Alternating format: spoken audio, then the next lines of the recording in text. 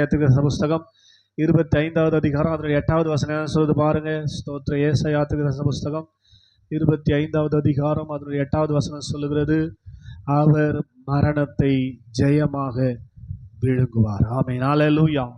கர்த்தராகிய தேவன் எல்லா முகங்களிலும் இருந்து கண்ணீரை துடைத்து தமது ஜனத்தின் நிந்தையை பூமியில் இராதபடிக்கு முற்றிலும் நீக்கி விடுவார். கர்த்தரே இதை சொன்னார். ஆமென். அல்லேலூயா. சத்தமா சொல்லுங்க அல்லேலூயா.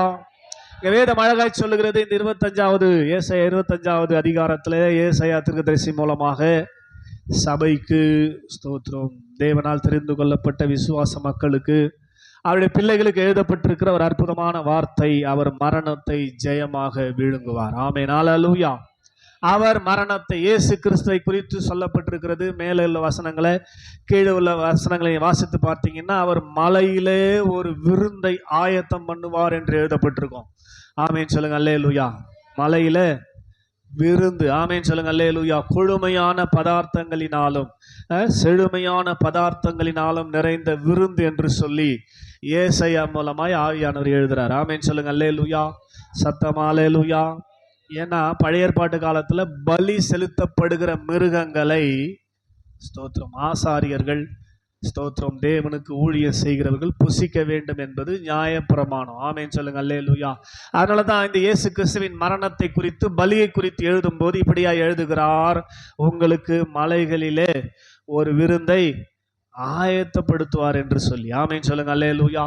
ஸ்தோத்திரம். அப்படி சொன்னவர் தான் 8வது வசனத்தை சொல்றார், அவர் மரணத்தை ஜெயமாக விழுங்குவார். மரணம் என்றால் நாம் அறிந்திருக்கிறபடி, மரணம் என்ன சொல்லுங்க பார்க்கலாம். நீங்க அறிந்திருக்கிறபடி மரணம் என்றால் என்ன? ஸ்தோத்திரம். அது இப்ப நம்ம சொல்லி கொடுத்தது. நீங்க இருந்து அறிந்த பிரகாரம் கேட்டேன். மரணம்னா உங்களுக்கு என்னன்னு தெரியும்? ஸ்தோத்திரம். அது பாவம். மரணம்னா என்ன? ஸ்தோத்திரம். மரணம்னா உலக பிரகாரமா நீங்க இதுவரையிலும் தெரிஞ்சது என்னன்னு கேட்கிறேன். புரியலையா கொஸ்டின்? மரணம்னு நீங்க கேள்விப்பட்டதே இல்லையா? மரணம்னா என்ன? அது அதை தான் கேட்கறேன். நீங்க அதுக்குள்ள டீப்பா சத்தியத்துக்குள்ள எல்லாம் போயிடுறீங்க. ஆமே, நான் ஜெனரலா கேட்கறேன். ஆமே சொல்லுங்க, மரணம்னா என்னது?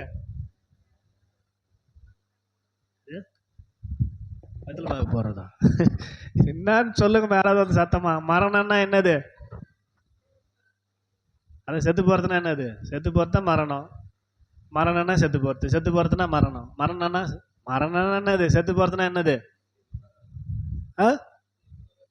திரும்பி வர முடியாது. ஆமே, ரைட். அப்புறம் ஜீவன் பிரிவது. அப்புறம் ஸ்தோத்திரம். ஆன்சர் வரலன்னு அர்த்தம். அப்புறம் நான் எதிர்பார்க்கிற ஆன்சரு ஸ்தோத்திரம். ஆமேன்னு சொல்லுங்க அல்லேலூயா. மரணம் என்பதற்கு நாம் இதுவரை அறிந்திருந்தது கம்ப்ளீட் செப்பரேஷன், முழுமையான பிரிவு. அவ்வளவுதான். ஆமென் ஸ்தோத்திரம். திருப்பி அவங்க வரமாட்டாங்க. கம்ப்ளீட் செப்பரேஷன், முழுமையான பிரிவு. அவ்வளவுதான். செத்து போனா முடிஞ்சு போச்சு மரணம். ஆமென் சொல்லுங்க அல்லேலூயா. ஆனா ஆவிக்குரிய ரீதியில மரணம் என்பதற்கு என்ன அர்த்தம்? தேவனை விட்டு பிரிவது என்று சொல்லி அர்த்தம். உலக பிரகாரமாய் நாம் அறிந்து கொள்ள வேண்டுமானால் கம்ப்ளீட் செப்பரேஷன். ஆமென் சொல்லுங்க அல்லேலூயா. முழுமையான பிரிவு. ஆவிக்குரிய ரீதியிலையும் அதே அர்த்தம் தான், முழுமையான பிரிவு. ஆமென் சொல்லுங்க அல்லேலூயா. உலகத்தை விட்டு, உறவுகளை விட்டு எப்படி நாம் மரணத்தின் மூலமாய் உலகத்தை விட்டு முழுமையாய் பிரிந்து விடுகிறோமோ, அதே போல மரணம் என்றால் ஆவிக்குரிய ரீதியில தேவனை விட்டு பிரிவது. ஆமென் சொல்லுங்க அல்லேலூயா. சத்தமா சொல்லுங்க அல்லேலூயா. ஸ்தோத்திரம். தேவனை விட்டு பிரிகிற மரணத்தை, தேவனை விட்டு பிரிக்கிற மரணத்தை இயேசு கிறிஸ்து ஜெயமாக விழுங்கி விடுவார். அப்படின்னா என்ன அர்த்தம்? மரணமே இனி இருக்காது, மரணமே இனி நடக்காது. இயேசு உலகத்துல வந்து மரிச்ச பிற்பாடு, கல்வாரி சிலுவையில அவர் அந்த சிலுவையின் பாடுகளை ஏற்றுக்கொண்டு மரணத்தை அவர் சந்தித்த பிற்பாடு மரணத்தை அவர் விழுங்கிடுவார். ஆமென் சொல்லுங்க அல்லேலூயா. சாதாரணமா விழுங்கிடுவார் அல்ல, எப்படியா? ஜெயமாக. ஸ்தோத்திரம். ஆமென் சொல்லுங்க அல்லேலூயா. ஜெயமாக விழுங்கி விடுவார். அப்படின்னா ஸ்தோத்திரம், விழுங்கிட்டா அது மறுபடியும் வெளியே வர முடியாது. ஸ்தோத்திரம். அப்படியானால் மரணம் என்பது இனி தொடராதபடிக்கு இயேசு கிறிஸ்துவினுடைய மரணம் இருந்தது. ஸ்தோத்திரம். மறுபடியும் சொல்றேன், ஏதேன் தோட்டத்தில் ஸ்தோத்திரம் ஏற்பட்ட அந்த பிரிவு, அதுக்கு பேரு மரணம். இதை புசிக்கும் நாளில் நீ சாகவே சாவாய், மரணிப்பாய். மரணிப்பாய் என்றால் என்னை விட்டு பிரிந்து விடுவாய். இந்த பழத்தை புசித்தால் என்னோடு எப்போதும் இருப்பாய். எப்போதும் என்னாலும் என் நேரம் என்னோடு கூட இருக்க வேண்டுமானால் இந்த ஜீவ விருட்சத்தின் கனியை புசி. ஜீவன் என்பது உறவு. இந்த பழத்தை சாப்பிட்டால் என்னை விட்டு பிரிந்து விடுவாய், சாகவே சாவாய், மரணித்து விடுவாய் என்று சொன்ன வார்த்தை நமக்கு நன்றாய் தெரியும். ஆனா நம்ம எதை செய்யக்கூடாதுன்னு சொல்றோமோ அதை தான் செய்வோம். ஆமேன் சொல்லுங்க. அல்லேலூயா. நம்ம பிளட்லயே ஊறி போயிருக்கிற காரியம். ஆமேன். என்ன சொல்லியிருக்க, இங்கே துப்பாதனா அங்கதான் துப்புவான். ஆமேன். இங்கே சிறுநீர் கழிக்காதனா இவன் என்ன சொல்றது, நான் இங்கே தான் ஸ்தோத்திரம் கழிப்பன்னு கழிப்பான். ஏன்னா அது நமக்கு சுவாபத்திலேயே ஊறி போயிருக்கிற காரியமா இருக்கிறபடினாலே ஆண்டவர் புசிக்க வேண்டாம் என்று விலக்கின கனியை ஆதாம் புசித்தபடினாலே ஸ்தோத்திரம் அவர்களை மரணம் சந்தித்தது. மரணம் என்பது தேவனை விட்டு பிரித்து விட்டது. பகலின் குளிர்ச்சியான வேளையில ஒவ்வொரு நாளும் மனுஷனோடு உறவாடின தேவன் அந்த பழத்தை சாப்பிட்ட பிற்பாடு உறவாட முடியாதவராய் பிரிந்து விட்டார். ஆமென். சத்தம் அல்லேலூயா, உற்சாகம் அல்லேலூயா. மனுஷன் பிரிந்து விட்டாலே, தேவனை விட்டு பிரிந்து விட்டாலே அதுக்கு பேரு மரணம். தேவன் இல்லாதவர்களாய் வாழ்ந்து கொண்டிருக்கிறவர்கள் செத்து போய் தான் வாழ்ந்துருக்கிறாங்க. இந்த உலகத்துல தேவன் அற்றவர்களாய் வாழ்ந்து கொண்டிருக்கிறவர்களுக்குள்ளே ஜீவன் இல்லை. நடைபிணமாகத்தான் வாழ்ந்து கொண்டிருக்கிறாங்க. தேவன் இல்லாதவர்கள் நடைபிணமாகத்தான் வாழ்ந்து கொண்டிருக்கிறார்கள். செத்து போன நிலைமையில தான் வாழ்ந்து கொண்டிருக்கிறார்கள் என்பதை நீங்கள் புரிஞ்சுக்கணும். ஆமேன்னு சொல்லுங்க. அல்லேலூயா. சத்தமா சொல்லுங்க. அல்லேலூயா. அவர்களுக்குள்ள என்ன இல்ல? ஜீவன் இல்ல. ஸ்தோத்திரம். அவர்கள் மரணத்துக்கு பாத்திரவான்களா இருக்கிறபடினாலே இந்த உலகத்துல வாழும் போதே மரணத்துக்கு உட்பட்டிருக்கிறார்கள். சரி, இப்ப விஷயத்துக்கு வருவோம். இப்ப இயேசு கிறிஸ்து எப்படி அதை விழுங்கினார்? மரணம் என்பது அவரை பின்பற்றுகிற அவருடைய பிள்ளைகளுக்கு கிடையாது, மரணமே கிடையாது என்பதை குறித்து தான் இன்றைக்கு கொஞ்சம் தெளிவாக கொஞ்சம் ஆழமாக உங்களோடு பரிசுத்தவான் பேச விரும்புகிறார். கொஞ்சம் நல்ல கேர்ஃபுல்லாக கவனமாக நீங்கள் கேட்கும்படியாக அன்போடு உங்களை கேட்டுக்கொள்கிறேன். ஆமென் சொல்லுங்க. அல்லேலூயா. தேவனிடத்திலிருந்து பிரிந்த நம்மை சேர்க்கும்படி தான் 1 பேதுரு 3:18 வாசனாலே புதன்கிழமை இயேசு கிறிஸ்து எதற்காக பாடுபட்டார்? தேவனிடத்தில் நம்மை சேர்க்கும்படிக்கு தானே. ஆமென் சொல்லுங்க. அல்லேலூயா. அப்போ அந்த மரணம் என்கிற காரியம் பிரித்திருந்தது நம்மை. இயேசு அந்த மரணம் என்கிற வார்த்தையை விழுங்கி விட்டு, அழித்து விட்டு, ஒழித்து விட்டு, ஸ்தோத்திரம், அவர் என்ன பண்ணிட்டார்? மறுபடியும் நம்மை தேவனோடு சேர்த்து விட்டார். அதனாலதான் மரணம் இங்கே ஜெயமாக விழுங்கப்பட்டது. ஆமென் சொல்லுங்க. அல்லேலூயா. அல்லேலூயா. நேற்று கூட வாசிச்சேன் இல்லையா? புதன்கிழமை அன்னைக்கு யோவான் 11:25 என்னை விசுவாசிக்கிறவன் மரித்தாலும். ஆமென். இது எந்த மரணம்? செத்து போனா பழிக்கிறது இல்ல. மரித்திருந்தால் என்றால் தேவனை விட்டு பிரிந்திருந்தால் ஸ்தோத்திரம் அவன் என்ன பண்ணுவான்? மறுபடியும் பிழைப்பான், ஜீவன் பெறுவான், என்னை விசுவாசித்தால் என்று சொல்லுகிறார். யோவான் 11:25 26 சொல்றாரு, உயிரோடு இருந்து என்னை விசுவாசிக்கிறவன் மரணத்தை காணவே மாட்டான் என்று சொல்லுகிறார். ஆமென். உயிரோடு இருக்கிறவர்கள் செத்து போனா ஸ்தோத்திரம், அதாவது தேவனை விட்டு பிரிந்தவர்கள், மரணித்தவர்கள் அவரை விசுவாசித்தால் அவரிடத்துல சேரவும், ஒருவேளை ஜீவனோடு கூட இருந்து ஆமென் ஆண்டவராக இயேசு கிறிஸ்துவை ஏற்றுக்கொண்டு ஜீவன் பெற்று விசுவாசத்தில் வளர்ந்து வந்து கொண்டிருக்கிறவர்கள் செத்து போனால், ஆமென், தேவனை விட்டு பிரிந்து விட்டால், பாவம் செய்து தேவனை விட்டு பிரிந்து விட்டால், இயேசுவை விசுவாசிக்கும் போது மறுபடியும் சேரும்படியான பாக்கியம், உயிர் தெழும்படியான பாக்கியம் உண்டாகிறது என்று சொல்லி யோவான் 11:25-26 ஆண்டவர் சொல்லுகிறதை நாம் அறிய முடியும். ஆமென் சொல்லுங்க. அல்லேலூயா. அப்ப நீங்க நன்றாய் புரிந்து கொள்ள வேண்டும், மரணத்துக்கு அதிகாரியான பிசாசானவனை தமது மரணத்தினாலே ஜெயிக்கும்படிக்கும். ஆமென் சொல்லுங்க. அல்லேலூயா. இந்த மரணம் என்கிற தேவனை விட்டு பிரிக்கிற அந்த வேலை செய்யறது யாரு? பிசாசு. ஆமென். இப்பதான் சொன்னேன், எபிரேயர்ல வாசிக்கிறோமே, ஸ்தோத்திரம், மரணத்துக்கு அதிகாரியாகிய பிசாசானவனை தமது மரணத்தினால. 2வது அதிகாரம், எபிரேயர் 2வது அதிகாரம் எடுங்க. எபிரேயர் புஸ்தகம் 2வது அதிகாரத்துல இந்த சம்பவம் இருக்குது. ஸ்தோத்திரம்.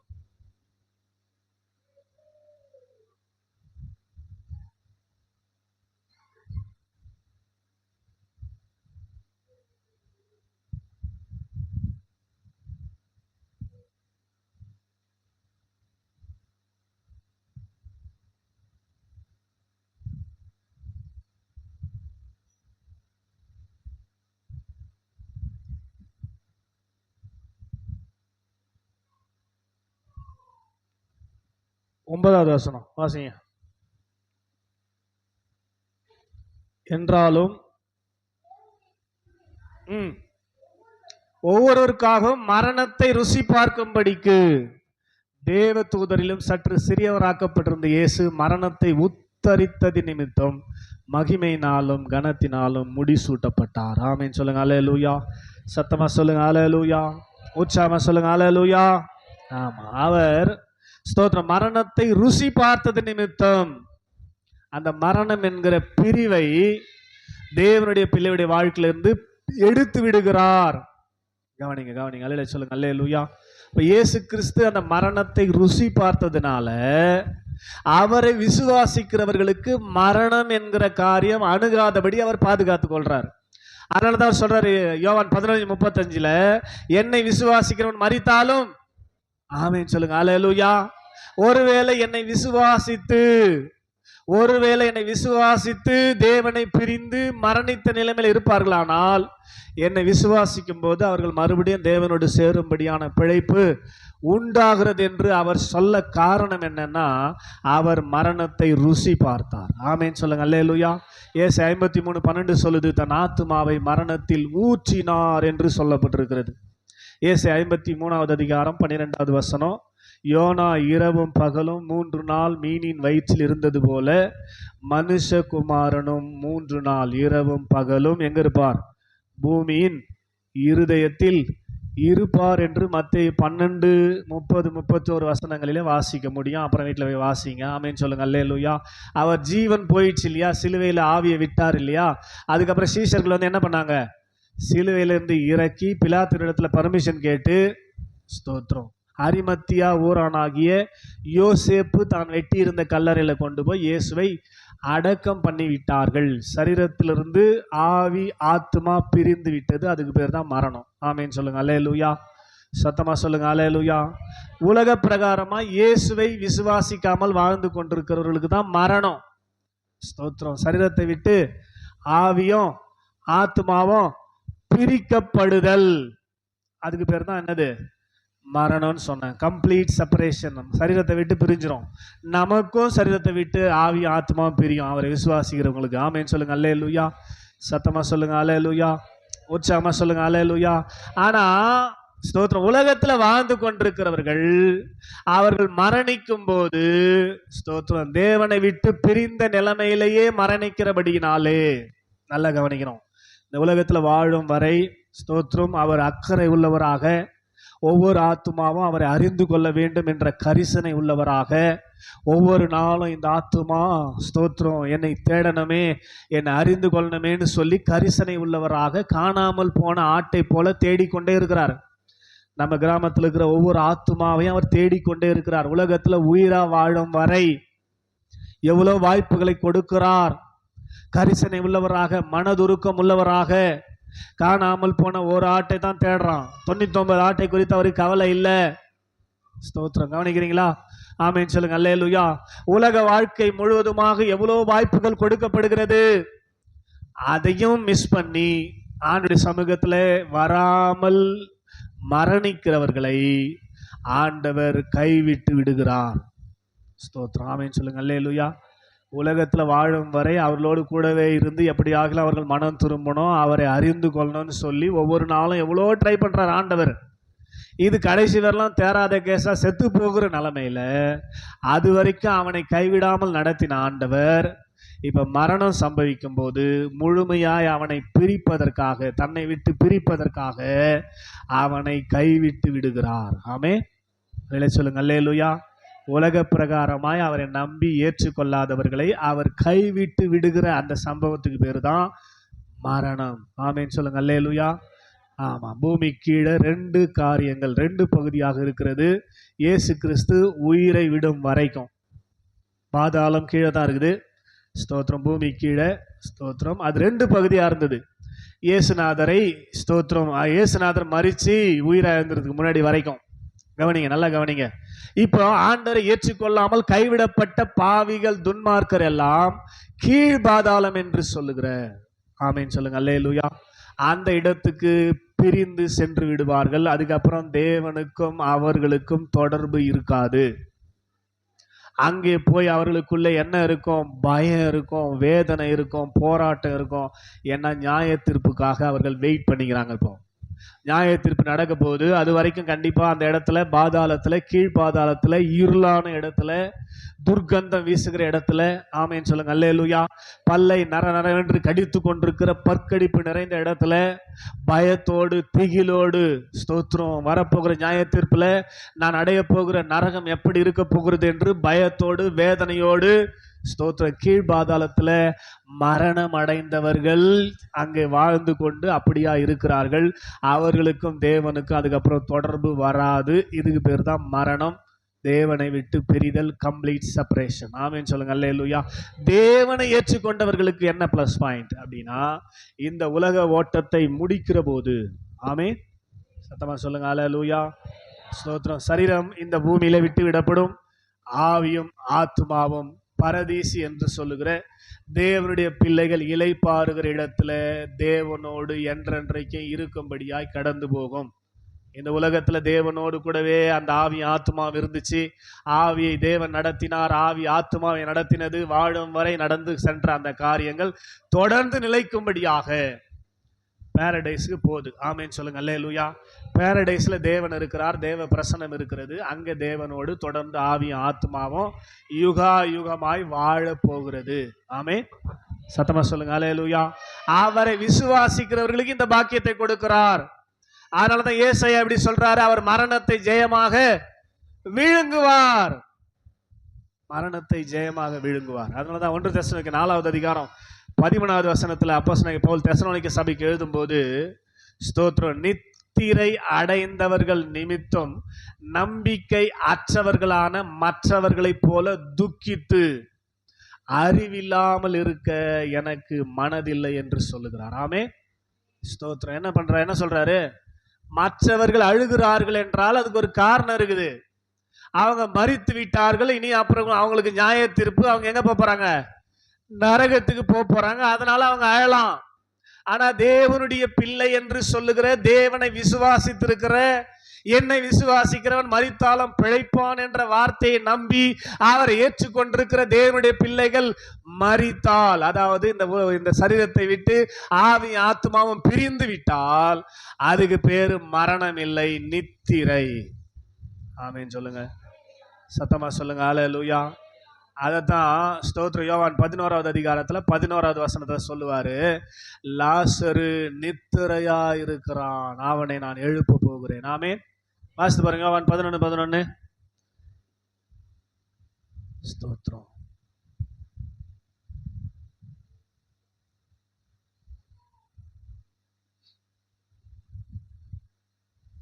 யோவான் எழுதின சுவிசேஷம் 11வது அதிகாரம் 11வது வசனமா?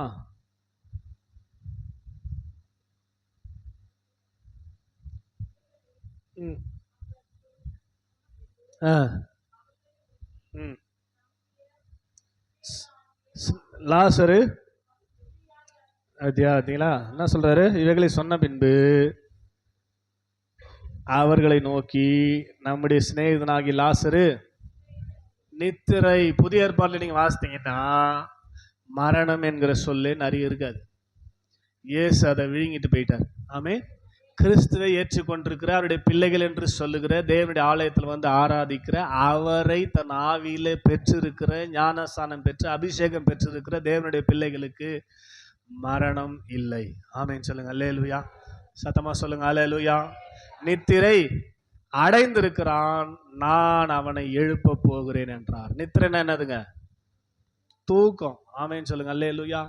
ஸ்தோத்திரம். இந்த உலக வாழ்க்கையில நாம போய் டெய்லி அதில் வேலை செஞ்சு ரெஸ்டே இல்லாம, ஸ்தோத்திரம், சாயந்தரம் வந்து கொஞ்சம் ரெஸ்ட் எடுக்கலான்னு பார்த்தா இந்த பாஸ்டர் சர்ச்சை வச்சு உயிர் எடுத்து இங்கே சர்ச்சுக்கு ஓடியாந்து மறுபடியும் வீட்டுக்கு ஓடி ரெஸ்டே இல்லாமல் வாழ்ந்துக்கிறோம் இல்லையா? அதனால நமக்கு ரெஸ்ட் கொடுக்குறது தான் நித்திரை. ஆமே. நீங்க பட்ட பாடுகளுக்கு ரெஸ்ட் எடுக்கிறதுக்காக தான் இந்த உலக ஓட்டத்தை உங்களுக்கு முடித்து ரெஸ்ட் எடுக்க அனுப்புறாரு. ஆமேன்னு சொல்லுங்க அல்லேலூயா. அதுக்கப்புறம் 1000 வருஷம் ஆண்டவரோடு வாழணும். இதே மாதிரி ஓச்சலோ இல்லாமல் ஓய்ச்சிட்டு போய் திருப்பி எப்படி 1000 வருஷம் வாழ முடியும்? இந்த 50 வருஷம் 40 வருஷம் வாழறதுக்கு இவ்வளோ போராட்டம் ஆகுது. 1000 வருஷம் வாழணும்ல. அந்த 1000 வருஷம் வாழறதுக்காக கொஞ்சம் ரெஸ்ட் எடுத்துங்கம்மா. 1000 வருஷம் என் கூட வாழணும்னு சொல்லிட்டு தான் இந்த உலக ஓட்டத்தை தேவனுடைய பிள்ளைகளுக்கு, அவரை விசுவாசிக்கிறவர்களுக்கு அவர் கொடுக்கும்போது அது நித்திரை என்று சொல்லி வேதத்தில் எழுதப்பட்டிருக்குது. ஆமென் சொல்லுங்க, அல்லேலூயா. சத்தமா சொல்லுங்க, அல்லேலூயா. புரியுதா? நீங்க இயேசுவை ஏற்றுக்கொண்டா என்ன லாபம்? உங்களுக்காய் நியமிக்கப்பட்டிருக்கிற மரணத்தை அவர் விழுங்கிட்டதுனால, ஆமென், ஞானசானம் எடுத்தா என்ன லாபம்? அந்த நரகத்துக்கு போகாம, மரணத்தை காணாமல் நித்திரை என்று சொல்லி, நித்திரைனா இந்த உலக ஓட்டத்துல தான் நமக்கு நித்திரை. ஆமென். இங்க கண்ணை மூடுறோம், பரதேசில கண்ணை திறக்கிறோம். ஆமென். இந்த ஓட்டத்தை, இந்த உலக ஓட்டத்தை வரலாம் க்ளோஸ், அவள் தான் முடிஞ்சிச்சு. ஆனா அவன் உயிரிலம் போல, அவன் நல்ல ஆவியோடு என்ன பண்றான்? ஆவி ஆத்துமா ரெண்டும் பாரடைஸுக்கு போகுது. அங்க தேவன் இருக்கிறார், தேவனோடு சந்தோஷமா ஜாலியா இருக்கிறான், ஜாலியா இருக்கிறான். ஒவ்வொரு ஆத்மாவும், தேவனை ஏற்றுக்கொண்ட ஒவ்வொரு ஆத்மாவும் உலக வாழ்க்கையில அவள் தான் முடிஞ்சிச்சு. போதும்பா அவனுக்கு. ஆமீன் சொல்லுங்க, அல்லேலூயா. ரொம்ப நீ உழைச்சிட்ட, ரொம்ப நீ எதிர்பார்த்ததை விட அதிகமா வாழ்ந்துட்ட, போதும் வா ரெஸ்ட் எடுன்னு சொல்லி என்ன பண்றாரு? கூப்பிடுறாரு இல்லையா? ரெஸ்ட்னா என்னது? ஸ்தோத்திரம். இங்கதான் ஒன்னும் வேலை இல்லை. ஸ்தோத்திரம். இங்க தான் வேலைக்கெல்லாம் ரெஸ்ட். அங்க பரலோகத்துல போகும்போது, பாரடைஸ்ல போகும்போது, ஆண்டவர் நியாயத்தீர்ப்பு கொடுக்கும் வரைக்கும் அந்த பாரடைஸ்ல ரெஸ்ட் எடுக்கக்கூடிய நிலைமையில கர்த்தர் வைக்கிறார். ஆனால் ஆவியும் ஆத்துமாவும் ஜீவனோடு என்றென்றைக்கும் இருக்க போகிறது. ஆமென் சொல்லுங்க, அல்லேலூயா. அப்ப தேவனாகி இயேசு கிறிஸ்து இந்த உலகத்துல வந்து சிலுவையில மரிச்சது நிமித்தமாக தான் இந்த மரணம் என்கிற காரியங்கள் தேவனுடைய பிள்ளைகளுடைய வாழ்க்கையில வராதபடி பாதுகாக்கப்பட்டிருக்கிறது. ஆமென். எவ்வளவோ முயற்சி பண்ணுவார் உங்களை மரணத்துக்கு தப்புவிப்பதற்காக, அவரோடு சேர்த்து கொள்வதற்காக. ஆமென் சொல்லுங்க, அல்லேலூயா. வார்த்தையின் மூலமாய் பேசுவார், எப்படியாவது பேசினே இருப்பார். நீங்க மனம் திரும்பும் பட்சத்தில் உங்களை சேர்த்து கொண்டு தேவனுடைய பிள்ளைகளுக்கு கொடுக்க வேண்டிய ஆசீர்வாதங்களை கொடுப்பார். மனம் திரும்பாத பட்சத்தில் மரணம் உங்களுக்கு நேரிடுமானால் தேவன் உங்களை கைவிட்டுருவார். ஆமென். கைவிட்டவர்கள் தான் மரணிப்பார்கள். ஆமென். தேவனால் கைவிடப்பட்டவர்கள் தான் மரணிப்பார்கள். அதனாலதான் இயேசு பிதாவை நோக்கி 4வது வாரத்துல கத்தினார், என் தேவனே, என் தேவனே, ஏன் என்னை. ஆமென் சொல்லுங்க, அல்லேலூயா. கைவிட்டார்னா அவர் எங்க போறாரு? அடுத்தது மரணித்து பாதாளத்துக்கு போறாரு. ஸ்தோத்திரம். ஏன் இயேசு கிறிஸ்து மரணித்து பாதாளத்துக்கு போக வேண்டும் என்று சொன்னால் நீங்கள் நானும் அங்க போக கூடாதுன்றதுக்காக. கையை தட்டி ஆமென் சொல்லுங்க, அல்லேலூயா. சத்தமா அல்லேலூயா.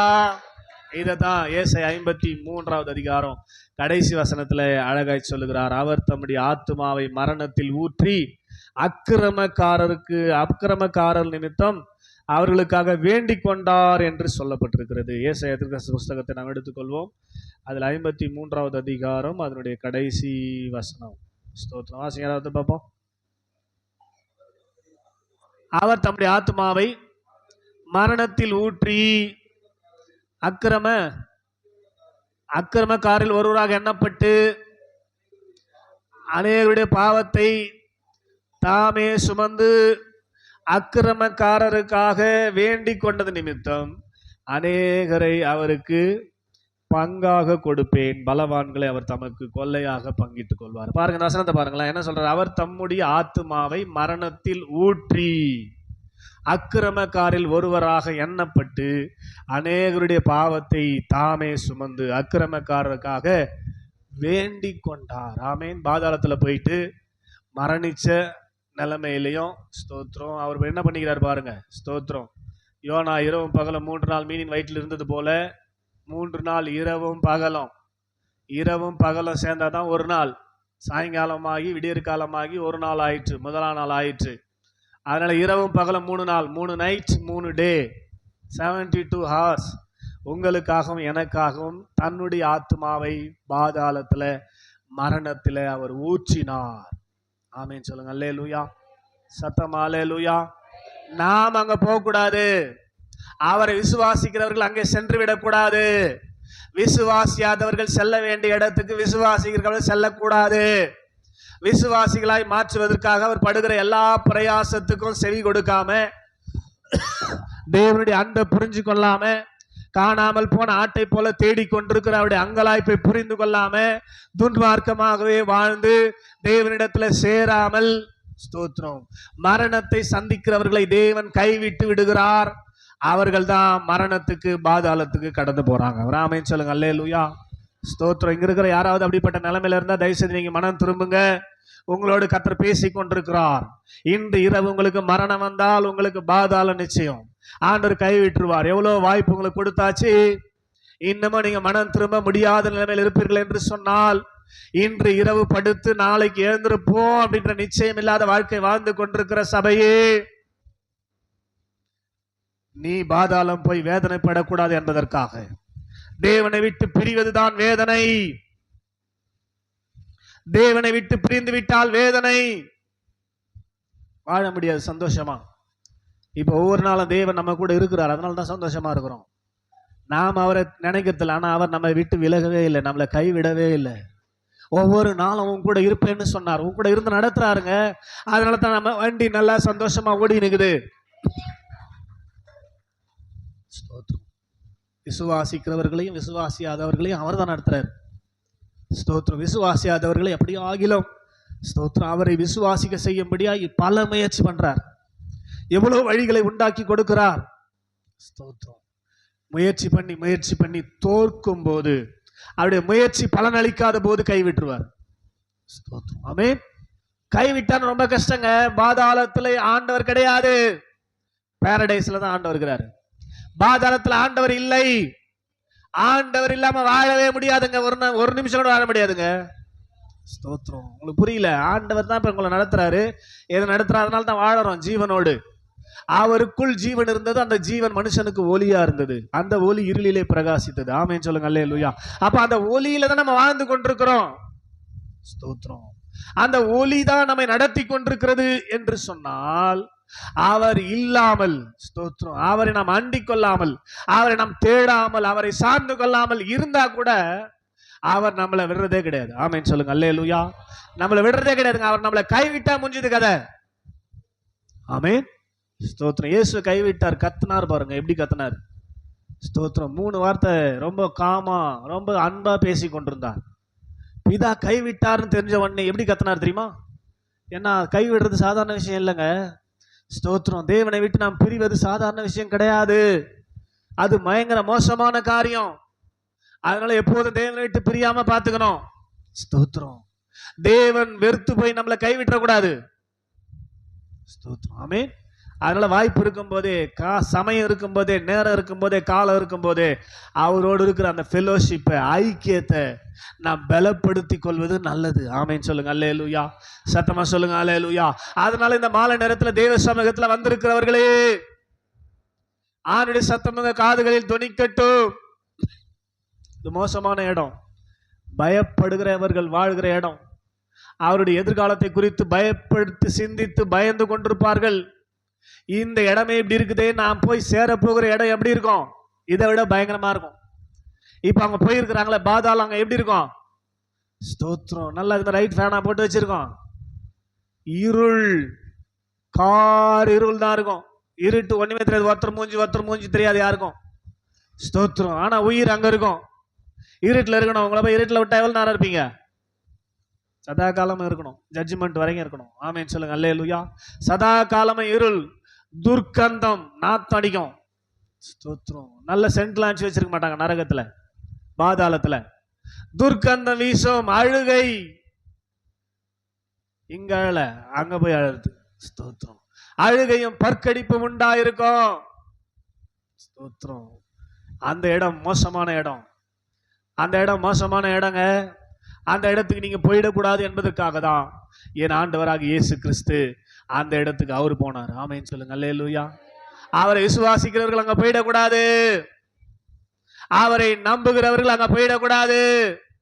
தேவனை விட்டு பிரிந்திருக்கிற இந்த பிரிவு நிரந்தரமாகிவிடக் கூடாது என்பதற்காக மரணத்தை ருசி பார்த்த இயேசு. ஆமென்.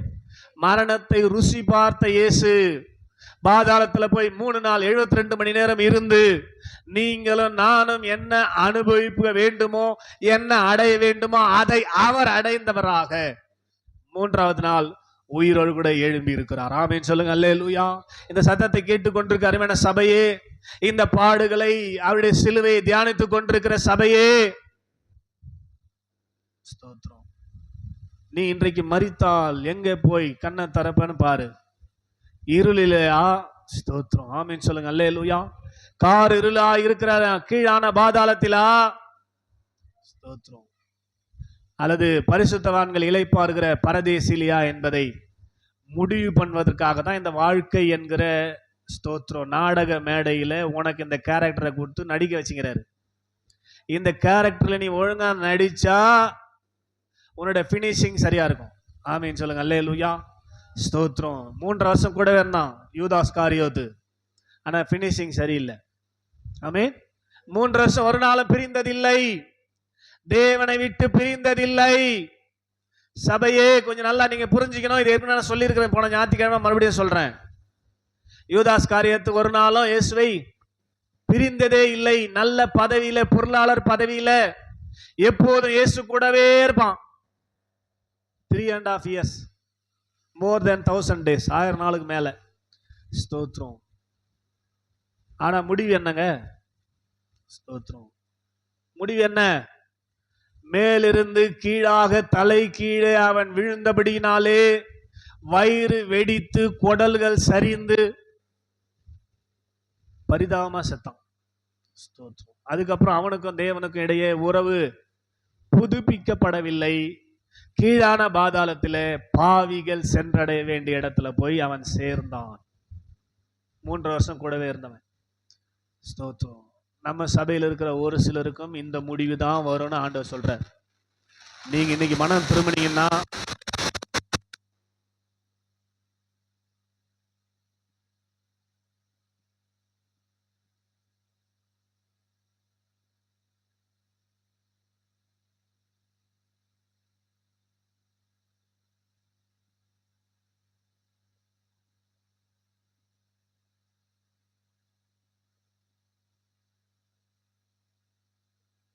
அல்லேலூயா. நீங்க மனம் திரும்பிட்டீங்கன்னா ஸ்தோத்திரம், உங்களை எங்க சேர்த்து சேர்ப்பாரு? பரிசுத்தவான்கள் இளைப்பாறுகிற பாரடைஸ்ல சாவே இல்லாம. ஸ்தோத்திரம். அங்க எப்படிதான் இருப்பாங்க? சந்தோஷமா தேவனோடு ஆவியும் ஆத்துமாவும் இருக்கிறது. இதை நீங்க லூக்கா 16 ஒரு சம்பவத்துல வாசிக்க முடியும். ஐஸ்வர்யன் லாசர் செத்து போயிட்டாங்கல்ல.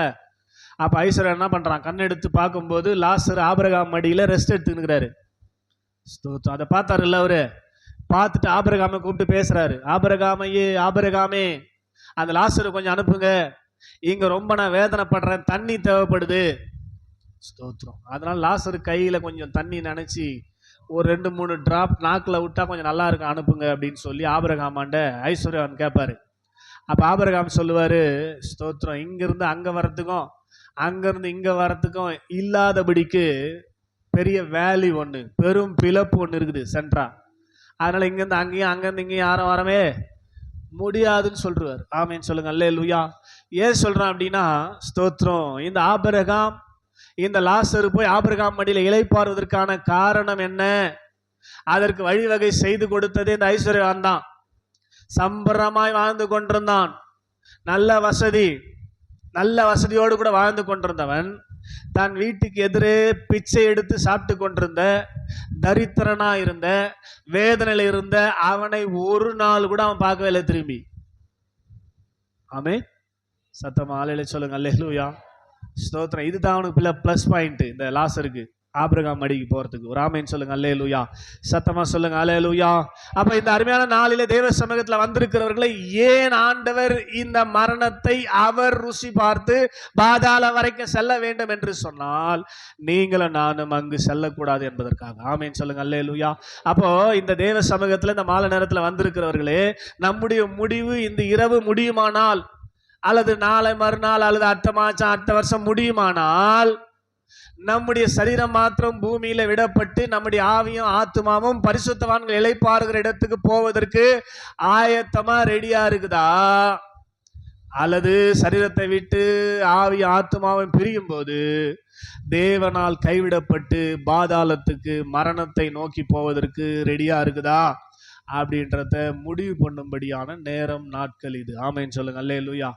அதனால தேவனோடு கூட இருக்கிற அந்த உறவு, ஸ்தோத்திரம், புதுப்பிக்கும்படியாக, தேவனோடு உறவு கொள்ளும்படியாக தான் ஆண்டவர் அந்த மரணத்தை ஜெயமாக விழுங்கி, ஆமேன்னு சொல்லுங்க. அல்லேலூயா, தன்னுடைய ஆத்மாவை மரணத்தில் ஊற்றி, ஸ்தோத்திரம், தேவனோடு மறுபடியும் உறவு கொள்ளும்படியாக உயிர்த்தெழுந்த ஆண்டவராக நமக்குள்ளே வாசம் பண்ணும்படி அவர் கடந்து வந்து சொன்னார், இதோ மனுஷர்களிடத்திலே என்னுடைய வாசஸ்தலம் இருக்கிறது. எதற்காக அவர் உயிர்த்தெழுந்து நம்மிடத்தில் வாசம் பண்ணி கொண்டிருக்கிறார் என்றால், தேவனோடு நாம் இழந்து போன உறவை மறுபடியும் கொள்ளும்படியாக. ஆமென் சொல்லுங்க, சத்தமா சொல்லுங்க, அல்லேலூயா.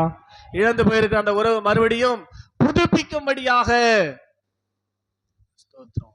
அப்ப இந்த அருமையான மாலை நேரத்தில் வந்திருக்கிற நாம் எப்படி தேவனிடத்தில் உறவு கொண்டு இருக்கிறோம், உறவு கொள்ளுகிறோம் என்பதை நாம் சிந்திக்க வேண்டிய நேரமா இருக்கிறது, நாளா இருக்கிறது. அதனால இந்த மரணம் என்பது ஒரு மோசமான காரியம் தேவனுடைய பார்வையில. அந்த மோசமான காரியத்துக்கு, அந்த மோசமான இடத்துக்கு நீங்களும் நானும் செல்லாமல் இருப்பதற்கு இயேசு வழியை உண்டாக்கி வைத்திருக்கிறார். அந்த வழியை பற்றி கொண்டு, அந்த வழியை பிடித்து கொண்டு நாம் அந்த மோசமான மரணம் என்கிற கீழான பாதாளத்துக்குள் செல்லாதபடி பாதுகாப்பது மீதம் போக, நம்மோடு கூட இருக்கிறவர்களையும் அந்த மோசமான இடத்துக்கு போகாமல் பாதுகாக்கிற ஜாமக்காரன் வேலையும் செய்ய வேண்டியது அவசியமான ஒரு காரியம். ஆமென் சொல்லுங்க, அல்லேலூயா. அதனால தான் இன்னைக்கு பாடினோம், நான் வாழ்வது உமக்காக உமது ஊழியம். ஃபர்ஸ்ட் நீ பலப்படு, நீ பலப்பட்ட பின்பு உன் சகோதரரை பலப்படுத்து என்று வசனம் சொல்லுது. ஆமென் சொல்லுங்க, அல்லேலூயா.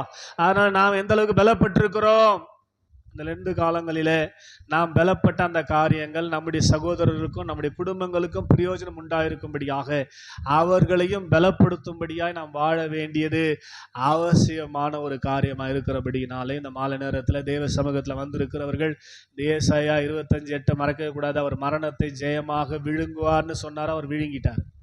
ஆமென், அல்லேலூயா, சத்தமா அல்லேலூயா. அவர் தேவனோடு இருக்கிற அந்த உறவை மறுபடியும் பெற்று தந்து விட்டார். மரணத்தை ஜெயித்து உயிரோடு கூட எழும்பி விட்டார். சொல்லுங்க, அல்லேலூயா. இந்த பேதுரு, ஸ்தோத்திரம், கவனிங்க, இந்த மாத்திரம் சொல்லி நான் முடிக்கிறேன், கவனிங்க. பேதுருவும் யூதாஸ் காரியத்தும் ஒரே வேலை தான் பண்ணாங்க. ஆமென். யூதாஸ் என்ன பண்ணாரு, இயேசுவை காட்டி கொடுத்தார். ஆமென் சொல்லுங்க, அல்லேலூயா. அதே வேலை தான் பேதுரு பண்ணார். இவனை நான் அறியேன் என்று சபிக்கவும் இவனாதான் பண்ணான், காட்டி கொடுக்குற வேலை தான். ஆமென் சொல்லுங்க, அல்லேலூயா. ஆனா அப்போஸ்தலர் 2வது அதிகாரத்துல 12 கூட பேதுரு எழும்பி நின்று இஸ்ரவேலரே கேளுங்கள் என்று சொல்லி பேசினார். யூதாஸ் காரியத்து காட்டி கொடுத்ததோட ஒரு சாப்டர் முடிஞ்சு போச்சு. 2 பேருக்கு என்ன வித்தியாசங்க? ஸ்தோத்திரம். 2 பேரும் ஒரே தப்பு தான் பண்ணாங்க. ஸ்தோத்திரம். ஆனா பேதுரு என்ன பண்றாரு, மறுபடியும் கிறிஸ்துவோடு டிராவல் பண்றாரு. 12 கூட எழும்பி நின்று இயேசுவை குறித்து அங்க பிரசங்கிக்கிறார். 120 பேர் கூடி ஜெபம் பண்ணி கொண்டிருந்த அந்த நாளிலே, பெந்தெகோஸ்து நாளிலே 120 பேர்ல எழுந்து நின்று பேசுறது இவர் மட்டும்தான். ஸ்தோத்திரம். ஏன் எழும்பி நின்று பேசினார்? உட்கார்ந்து பேசினா கேட்காதுன்னு, அப்படியா? அல்லேலூயா சொல்லுங்க, அல்லேலூயா. ஸ்தோத்திரம். புரிஞ்சுங்க, ஸ்தோத்திரம். சொல்லுங்கன்னா உங்களுக்கு புரியுது எதுக்காக பேதுரு மறுபடியும் தேவனோடு தொடர்ந்தார், யூதாஸ் காரியத்து தொடரவில்லை.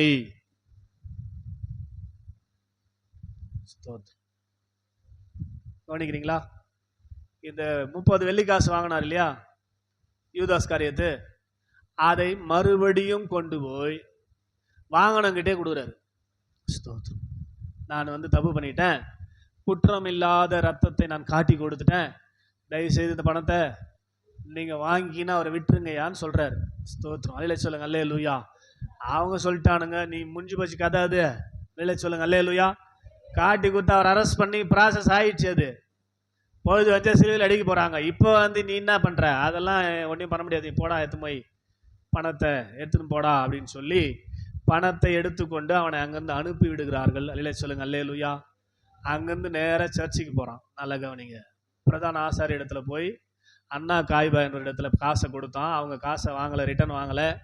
நாங்கள் செஞ்சது தான், நீ பாடு நீ எதனா பண்ணிக்க அந்த காசுன்னு சொல்லி திருப்பி அனுப்பும்போது அப்போதான் அவனுக்கு ஞாபகம் வருது, தேவனுடைய ஆலயத்துக்கு போகலான்னு சொல்லி போகிறான். ஆமென் சொல்லுங்க, அல்லேலூயா.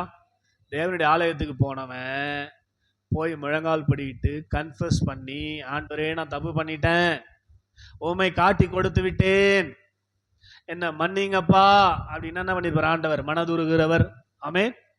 ஓடான்னு தூக்கிடுவார். ஆமேன். அப்பான்னு கூப்பிட்டா ஓடான்னு தூக்குறதுக்கு ரெடி ஆகிறார் அவர். ஆமேன்னு சொல்லுங்க, அல்லேலூயா.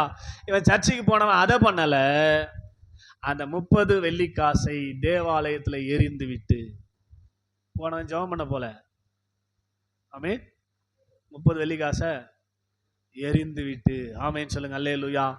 பின்பு போய் அவன் 4 கொண்டு செத்தான் அப்படின்னு வசனம் சொல்லுது. கவனிங்கம்மா, நல்லா கவனிங்கம்மா. தேவ சமூகத்துக்கு வருகிறவர்களே, ஸ்தோத்திரம். நீங்களா யூதாஸ் காரியத்து மாதிரி தாங்கிறீங்க. எத்தனை காணிங்க நானும் போட்டேன்னு செடி போட்டு ஜெபம் பண்ணுறீங்களோ, வசனம் கேட்குறீங்களே தெரியல. ஸ்தோத்திரம். நீங்கள் பாட்டுன்னு போய் நிற்கிறீங்க. ஆமேன்னு சொல்லுங்க அல்லேலூயா. அப்படி இருந்தால் உங்கள் வாழ்க்கையின் முடிவு யூதாஸ் காரியத்து முடிவு மாதிரி தான் இருக்கும். ஆனால் பேதுரு அப்படி செய்யலை. ஆமேன்னு சொல்லுங்க அல்லேலூயா. பேதுரு இவரை அறியேன் என்று சொல்லி சபிக்கவும் சத்தியம் பண்ணவும் தொடங்கினான். அப்போது சேவல் கூவிற்று. ஆமேன்னு சொல்லுங்க அல்லேலூயா. அப்பதான் இயேசு அப்படி போறாரு.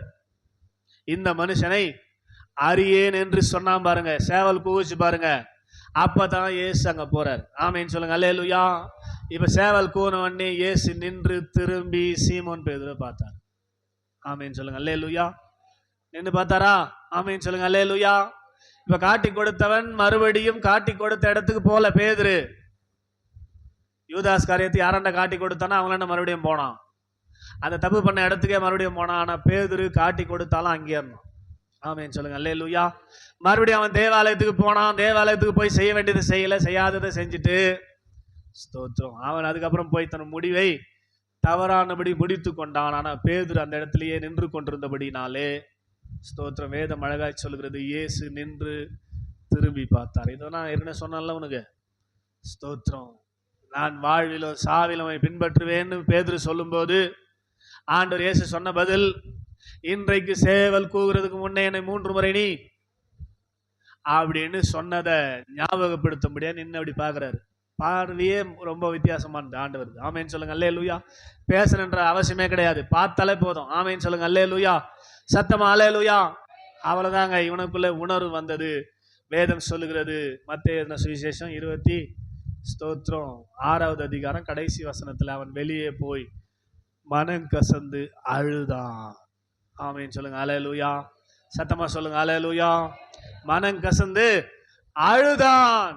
ஸ்தோத்திரம். எப்பவுமே ஒரு காரியம் நம்ம பாவங்கள் செய்து விட்டோம் அப்படின்னா ஒன்றும் பெருசு இல்லை.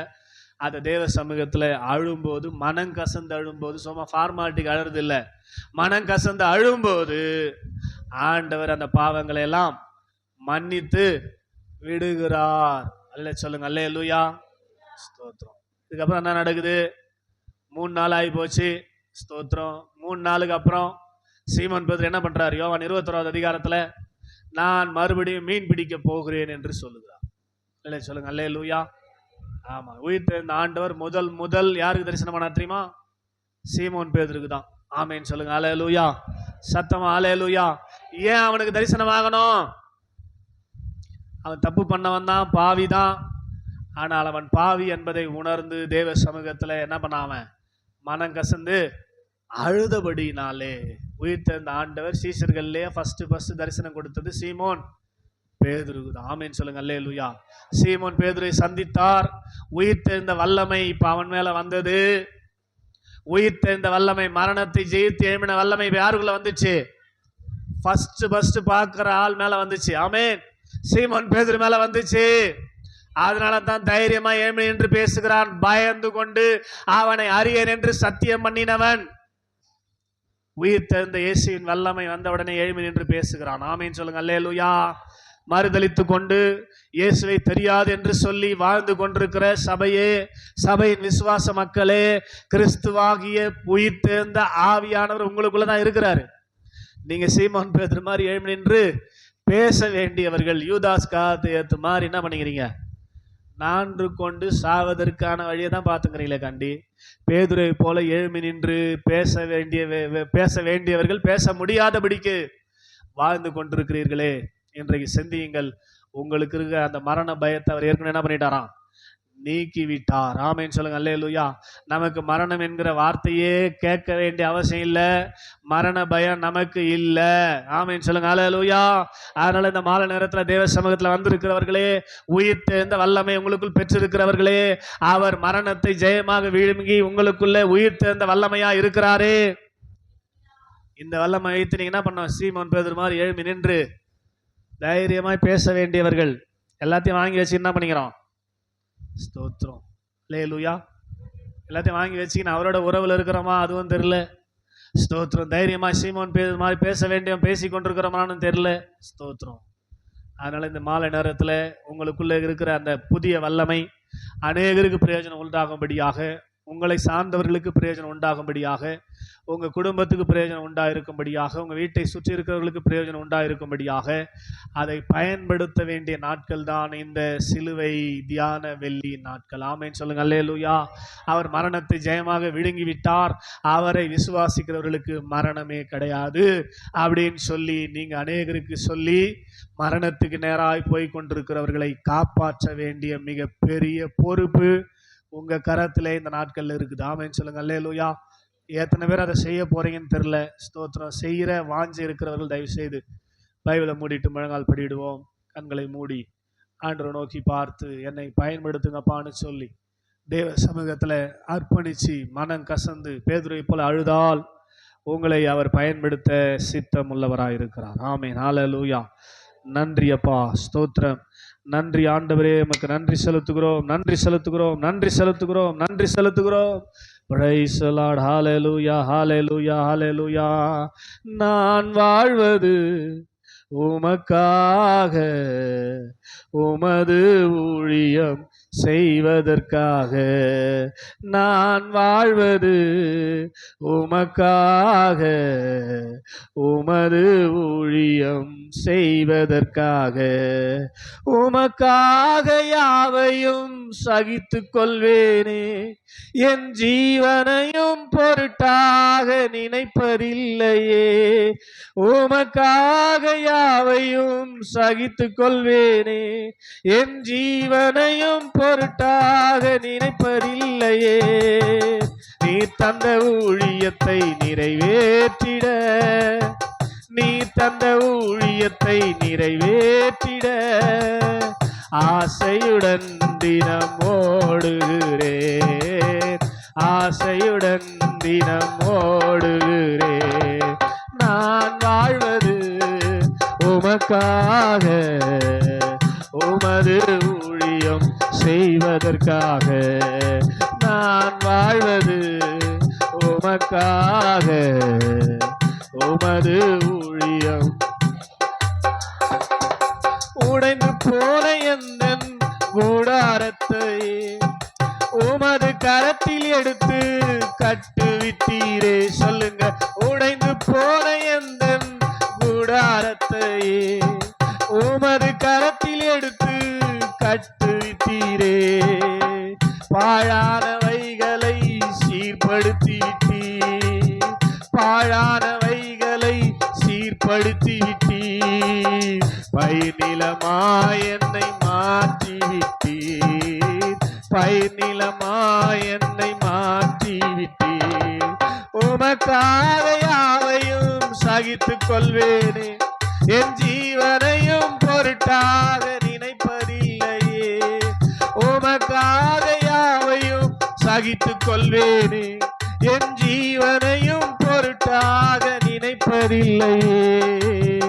நீ தந்த ஊழியத்தை நிறைவேற்றிட, நீ தந்த ஊழியத்தை நிறைவேற்றிட ஆசையுடன் தினம் ஓடுகிறேன், ஆசையுடன் தினம் ஓடுகிறேன். நான் வாழ்வது உமக்காக, உமது ஊழியம். ஓ, நான் வாழ்வது உமக்காக, உமது ஊழியம் செய்வதற்காக.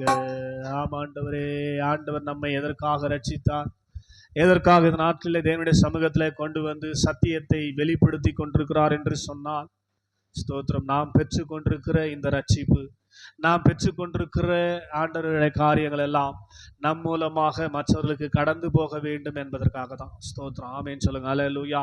யூதாஸ் காரியத்தையும் சீமோன் பேதுருவையும் நீங்கள் மறக்கவே கூடாது. ஸ்தோத்திரம். யூதாஸ் காரியத்துக்கும் சீமோன் பேதுருக்கும் என்ன வித்தியாசம்? ஸ்தோத்திரம், அதை நன்றாய் நீங்கள் இன்றைக்கு அறிந்திருக்கிறீர்கள். எனவே மரணத்தை ருசி பார்த்து நாம் மரணம் அடையக்கூடாது என்பதற்காக, பாதாளம் செல்லக்கூடாது என்பதற்காக அவர் பாதாளம் சென்று தேவனை விட்டு பிரிக்கப்பட்டு இந்த பூமியில வாழ்ந்த ஒரு நாள் கூட அவர் தேவனை பிரிஞ்சதே கிடையாதுங்க. ஸ்தோத்திரம். 33 வருஷத்துல நானும் பிதாவும் ஒன்றா இருக்கிறோம் என்று சொன்னார். ஆமென். பிலிப்பு ஆண்டவர் சொன்னார், என்னை கண்டவன் பிதாவை கண்டான் என்று சொன்னார். ஆமென். ஒரு நிமிஷம் கூட பிதாவை பிரிஞ்சதே கிடையாது, ஒரு நொடி கூட பிதாவை பிரிஞ்சதே கிடையாது. அப்படிப்பட்டவர் உங்களுக்காகவும் எனக்காகவும் 72 மணி நேரம் பிதா விட்டு பிரிந்தார். கம்ப்ளீட் செப்பரேஷனுக்கு நேராக கடந்து போனார். பிதாவை ஸ்தோத்திரம் மரண உபாதையின் கட்டுகளுக்கு நேராய் நடத்தும்படியாய் ஸ்தோத்திரம் மலையிலே ஒரு விருந்தை பிதா ஆயத்தப்படுத்தினார் என்று சொல்லி வாசிச்சோமே. ஸ்தோத்திரம். கொழுமையான பதார்த்தங்களினாலும் செழுமையான ஸ்தோத்திரம் பதார்த்தங்களினாலும் நிறைந்த ஒரு விருந்து என்று சொல்லி பார்த்தோமே. பிதாவினால் கைவிடப்பட்டு பாதாளம் வரைக்கும் சென்று மரணத்தையும் அவர் ருசி பார்த்து மரணத்தை ஜெயமாக விழித்து முறித்து எழும்பி ஸ்தோத்திரம் இன்னைக்கு ஜெயமுள்ள கிறிஸ்துவாக, ஜெயம் பெற்ற கிறிஸ்துவாக ஸ்தோத்திரம் அவரை விசுவாசித்து அவரை ஏற்றுக்கொண்டிருக்கிற நமக்குள்ளே தான் அவர் வாழ்ந்து கொண்டிருக்கிறார்.